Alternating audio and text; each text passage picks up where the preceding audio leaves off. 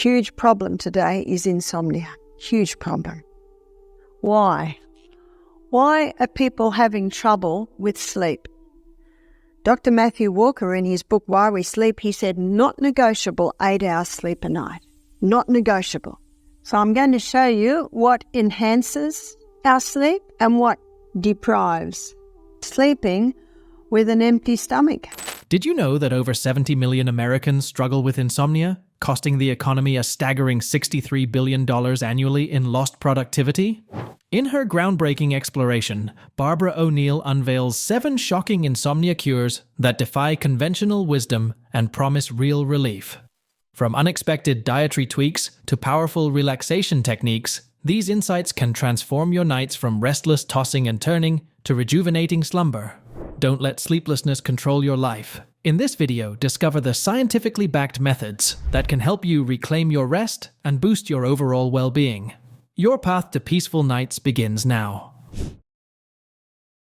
One of the most important aspects you need to take care of is the sleep schedule. It's really important to go to bed early, particularly between 9–10 p.m., as this time aligns with the body's natural rhythm for releasing essential sleep hormones. During the peak hours of 9 p.m. to 2 a.m. in winter and 10 p.m. to 3 a.m. in summer, the pineal gland is most active in producing melatonin, serotonin, and epithalamin. Melatonin, the primary sleep hormone, not only helps regulate the sleep-wake cycle, but also has potent antioxidant properties that support immune function and cellular repair. One is melatonin. A lot of people have heard of melatonin. Some people that don't sleep very well take melatonin. Well, we naturally release melatonin in that time, and it's called the fix and rejuvenate nighttime hormone. So it is this hormone that probably is mostly responsible for the fix and rejuvenation that's happening in our brain and our body while we sleep. Serotonin, often referred to as the feel-good hormone, is crucial for mood regulation and contributes to the production of melatonin. Another hormone is serotonin. That's the mood hormone. So if you want to feel good, go to bed early. What are the kids like if they have a late night? Not very happy. Either are the adults. Epithalamin plays a significant role in protecting the nervous system and slowing down the aging process by reducing oxidative stress. The other hormone that's released is epithalamin. And epithalamin is a hormone that increases learning capacity.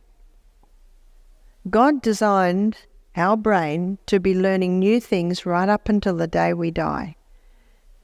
Many people's brains deteriorate because they stop learning new things. We should ever learn new things. I love the story of the 90-year-old man who learnt to play the piano and the 92-year-old man that graduated from law school.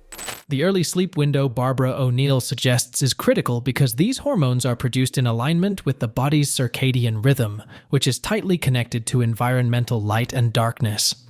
Disrupting this natural cycle, particularly by staying awake past these hours, diminishes the production of these hormones and compromises their regenerative benefits.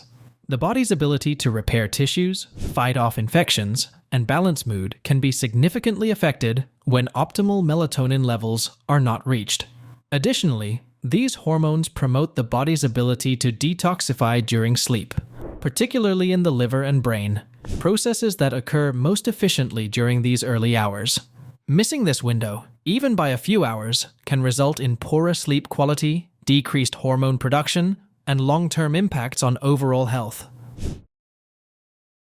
Plus, getting 8 hours of sleep each night is also crucial. It's simply non-negotiable. The body and brain require this amount of rest for optimal cognitive function, and studies provide compelling evidence supporting the dramatic difference even a slight reduction in sleep can make. For instance, research shows that individuals who sleep for 8 hours retain nearly twice as much information compared to those who sleep for just 6 hours. This has profound implications for memory retention and learning, as the brain consolidates newly acquired information during sleep, particularly during deep sleep and REM stages, which are essential for processing and storing memories. Missing even a couple of hours interrupts these stages, significantly reducing the ability to retain information. Moreover, O'Neill highlights that sleep is vital for neural connectivity, with synaptic pruning and the strengthening of neural pathways occurring during sleep. When we sleep less than 8 hours, these processes are impaired, slowing cognitive responses and making it more difficult to form new associations.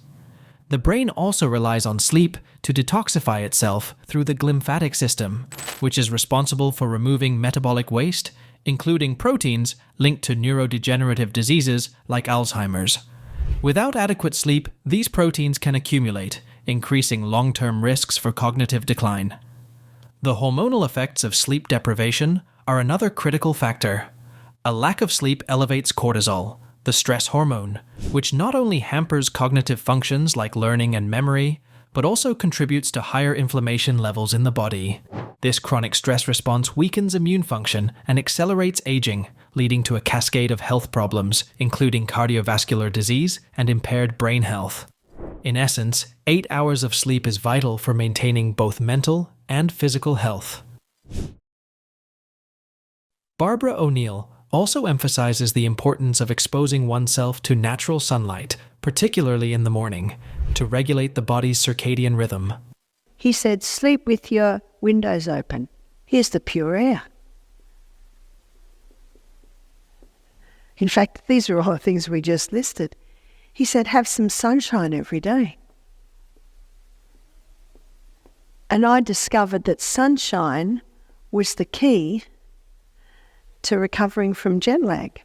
Morning light exposure triggers the production of serotonin, a neurotransmitter linked to mood and wakefulness, while also initiating the cascade for melatonin release later in the day. This process is essential for synchronizing the body's internal clock, which governs the sleep-wake cycle. Morning sunlight contains specific wavelengths of blue light that are critical in signaling the brain to halt melatonin production, the hormone responsible for making you feel sleepy. This cessation of melatonin in the morning leads to a more defined, consistent sleep pattern. When the body is exposed to light early in the day, it sets a 16-hour countdown for melatonin secretion to begin in the evening, thus promoting better sleep quality. Exposure to natural light also increases cortisol levels in a healthy manner, which helps maintain alertness during the day. This is particularly crucial for people who struggle with sleep disorders like insomnia, as improper or insufficient daylight exposure can lead to disruptions in circadian rhythm, making it harder to fall asleep at night. Barbara O'Neill notes that spending time outside in natural daylight, especially within the first 2 hours after waking, can prevent this misalignment and enhance overall sleep efficiency. The strength of the light exposure in the morning is also key. Indoor lighting, no matter how bright, cannot replicate the intensity and spectrum of natural sunlight, which is why outdoor exposure is critical for optimal regulation of sleep patterns. Barbara O'Neill recommends at least 30 minutes of exposure to morning sunlight, as this effectively signals the brain to regulate its sleep-wake cycle appropriately. Barbara O'Neill emphasizes the critical importance of avoiding stimulants such as caffeine and refined sugar, especially in the evening, due to their significant impact on sleep and cognitive functions. Now remember, Dr. Matthew Walker, he's writing this article for Better Study Habits, Temperance. He was very strong on the dangers of caffeine and refined sugar, and how many students are sipping coffee late at night till midnight trying to get their study in.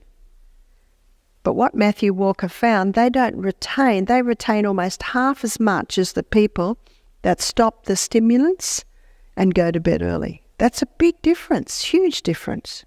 Caffeine, present in coffee, tea, and certain medications, acts as a central nervous system stimulant, increasing alertness and delaying sleep onset by blocking adenosine receptors, which are responsible for promoting sleep.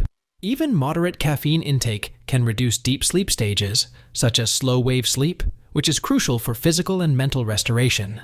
The half-life of caffeine ranges from 3 to 5 hours, meaning it can remain in the system well into the night, further compromising sleep quality. Refined sugars, commonly found in processed foods, beverages, and desserts, also disrupt the body's natural rhythms by causing fluctuations in blood sugar levels. Consuming sugar in the evening leads to a rapid spike in glucose, followed by a crash that triggers the release of stress hormones like cortisol and adrenaline. These hormones interfere with the body's ability to wind down, resulting in fragmented sleep. Poor sleep quality hampers the brain's capacity to consolidate new information and form long-term memories, as these processes largely occur during REM sleep. By consuming stimulants like caffeine and refined sugar, one not only risks sleep disturbances, but also impairs cognitive performance. Barbara O'Neill suggests reducing or eliminating these substances from the diet, particularly in the hours leading up to sleep, to enhance both physical recovery and mental acuity. In addition to that, you need to remember the essential relationship between regular physical activity and improved sleep quality, rooted in the complex interplay of physiological processes triggered by exercise. So the next one is exercise. If you want to sleep good at night, get physically active in the day. If you can't run, try the exercise bike, try the rebounder, try swimming, but some sort of physical exercise. Remember Ecclesiastes, the sleep of a labouring man is sweet, because that man is physically exhausted from his physical exercise. And so many people today are at the computer. They're not doing physical work, they're doing brain work. Yes, the brain does need a rest when it's been working hard, but it needs that physical. Engaging in physical activity stimulates the production and release of endorphins, the body's natural painkillers, which not only alleviate discomfort, but also produce metabolic byproducts that can accumulate and disrupt sleep if not adequately managed. Through consistent exercise, the body enhances its capacity to expel these waste products, promoting a cleaner internal environment conducive to restful sleep. The act of exercising boosts circulation, facilitating the efficient transport of oxygen and nutrients, while simultaneously aiding in the elimination of toxins. This detoxification process is vital for maintaining the health of key organs such as the liver and kidneys, which play crucial roles in filtering and processing metabolic byproducts. Moreover, O'Neill underscores that regular physical activity helps regulate neurotransmitter levels, particularly serotonin and dopamine, which are integral to maintaining a balanced sleep-wake cycle. The rhythmic nature of exercise promotes hormonal stability, particularly concerning cortisol, which can interfere with sleep patterns when elevated due to stress or inactivity. Additionally, O'Neill points out that exercise activates the parasympathetic nervous system, often referred to as the rest and digest system. This activation is crucial for relaxation, allowing the body to transition from a state of activity to one of rest, thereby enhancing the quality of sleep. However, the timing of exercise is also important. Engaging in vigorous activity too close to bedtime can increase adrenaline levels, potentially impeding the ability to fall asleep. Regular physical activity is a strategic approach to building better sleep hygiene and achieving deeper, more restorative sleep cycles. Barbara O'Neill emphasizes the critical importance of consuming light evening meals for enhancing sleep quality.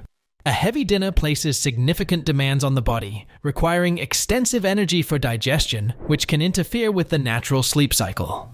When the body is engaged in metabolic processes during the night, it can lead to discomfort, such as bloating, acid reflux, or indigestion, all of which can prevent individuals from achieving restful sleep. O'Neill notes that heavy meals are often rich in fats and sugars, which not only delay the onset of sleep, but can also cause fluctuations in blood sugar levels that may result in nocturnal awakenings. The timing of dinner plays a crucial role. O'Neill recommends eating at least 2 to 3 hours before bedtime to allow the body to shift from digestive to restful states.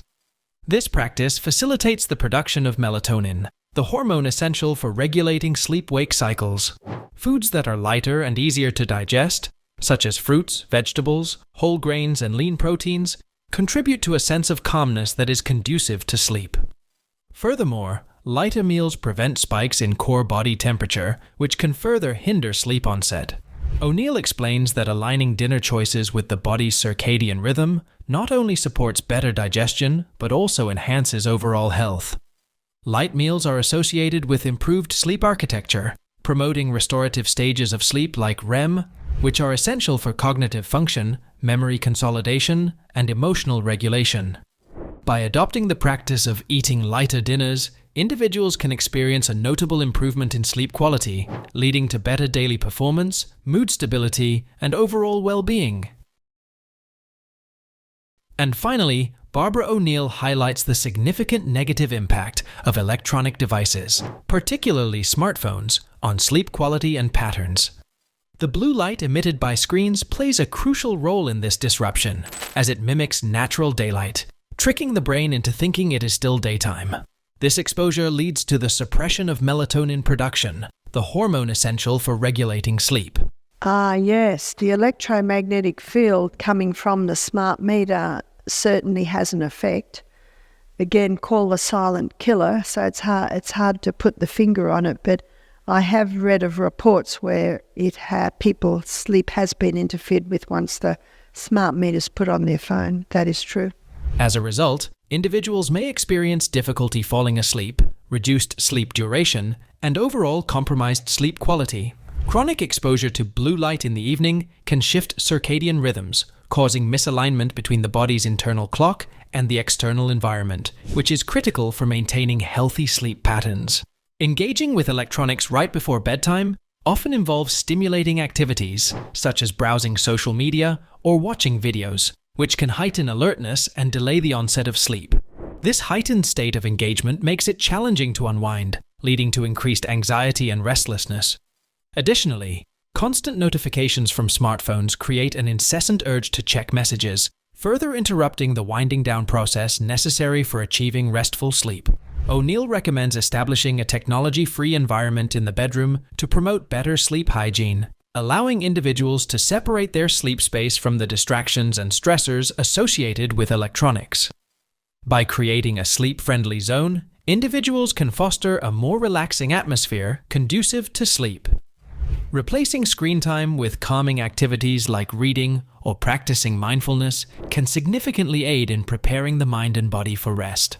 Limiting blue light exposure in the evening not only enhances sleep quality, but also contributes to improved mental health and overall well-being, ensuring that the body receives the restorative sleep it requires for optimal daily functioning. So, which cure surprised you the most? Have you tried any of these remedies before? Share your thoughts in the comments below. And most importantly, what I didn't mention until now, don't take sleeping pills if you have insomnia. These silent killers are making you sicker than you realize. If you don't believe me, watch this video to hear what Barbara O'Neill has to say about traditional medications. It will truly open your eyes. Don't forget to like, subscribe, and hit the notification bell for more insights on better sleep and health. Sleep well.